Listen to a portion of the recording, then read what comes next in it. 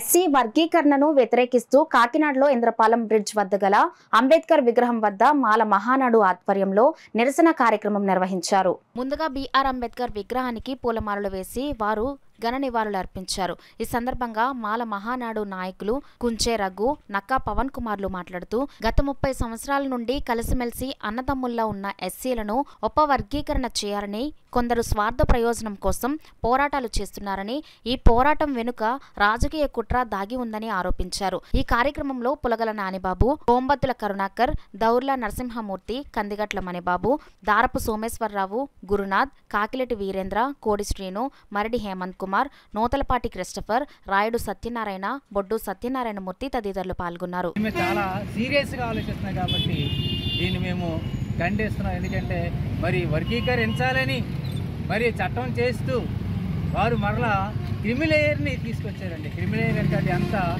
ఘోరమైనది. ఆ యొక్క 545 పేజీలు మనము క్షుణ్ణంగా స్టడీ చేసినట్లుగా అయితే మరి ఆ యొక్క విషయాలు మనకు అర్థమవుతాయి.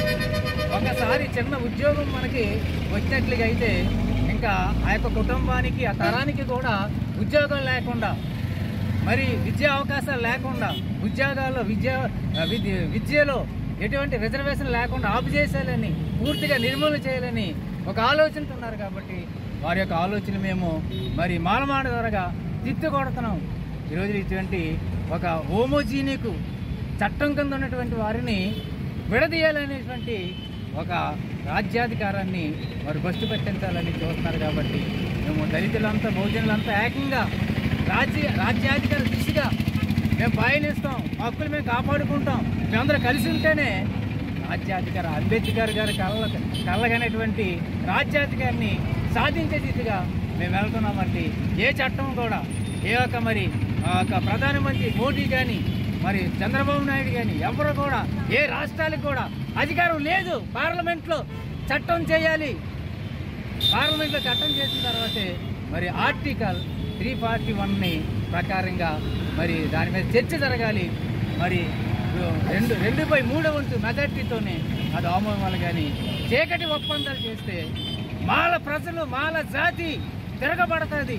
మేమందరము బహుజనులుగా ఏకంగా కూడి మరి రానున్న రోజుల్లో ఈ యొక్క ఎస్సీ వర్గీకరణ అడ్డుకొని తీవ్రం చేసి దీన్ని ఆఫ్ చేసేంత వరకు నిరంతరం పోరాటం చేస్తామని మీ అందరికీ మరి మీడియా ముఖంగా నేను విన్నవించుకుంటున్నాను. మాట్లాడవలసింది ఏంటంటే, ఇప్పుడు వర్గీకరణ నిమిత్తమే నేను మాట్లాడుతున్నాను. ఎందుకంటే ఇప్పుడు సోదరులు మాట్లాడిన ప్రకారంగా మరి వర్గీకరణ అనేది చాలా అన్యాయమైనటువంటి పరిస్థితి. మా యొక్క సోదరులు అందరము ఐక్యతగా మేము మరి బ్రతుకుతున్నటువంటి దినాల్లో కొంతమంది రాజకీయ కుట్ర ద్వారా మమ్మల్ని విడదీసి, మాదిగ సోదరుని, మాల సోదరుని మమ్మల్ని విడదీసి పాలించాలనే ఉద్దేశంతో వారు రకరకాలైనటువంటి కుట్రల ప్రకారంగా జరిగిస్తున్నారు.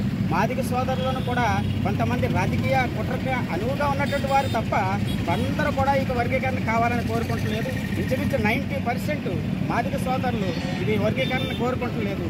కావాలంటే మన సోదరుడు కృష్ణమాదిగ గారికి మేము విన్నపిస్తున్నాం ఏంటంటే, ఉన్నటువంటి మనకి రిజర్వేషన్ 15% ఉంది. దీని కాకుండా ఇంకనూ ఎక్కువ శాతంతో రావాలని పోరాటం చేసినట్లయితే వారు మనం కలిసి పోరాటం చేసి మనకి ఇంకా కావాల్సినటువంటి రాయితీలు పెంచుకోవాలని నా సోదరుడికి నేను విజ్ఞాపన చేస్తున్నాను ఈ మీడియా పత్రిక ద్వారాగాను.